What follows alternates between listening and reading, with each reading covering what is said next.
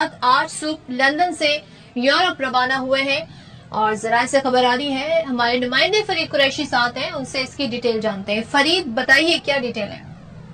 जी बिल्कुल, जराये के मुताबिक आज सुबह मरियम नवाज, मियां नवाज शरीफ और उनकी फैमिली के दीगर अफराद लंदन से स्विट्जरलैंड के लिए रवाना हुए, जहां पे वो तकरीबन एक हफ्ता क्याम करेंगे और इस विजिट के दौरान वो यूरोप के मुख्तलिफ शहरों का दौरा करेंगे। उसके बाद वापस उनकी लंदन आमद होगी। नवाज शरीफ जो है वो 2019 से लंदन में ही क्याम पजीर थे और जब से वो इलाज की वजह से यहाँ पर आए थे, उनका ये पहला दौरा है किसी भी बैरूनी कंट्री का, यूरोप या किसी भी और कंट्री का, बरतानिया से।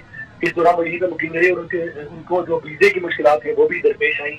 मुआविज ने उनकी एप्लीकेशन रिफ्यूज की, लेकिन अब बिलाकर उन्हें जब सफारती पासपोर्ट मिला है तो उसके बाद फैमिली के हमरा उन्होंने यूरोप जाकर कुछ दिन गुजारने का फैसला किया और जराये के मुताबिक आज सुबह वो रवाना हो चुके हैं।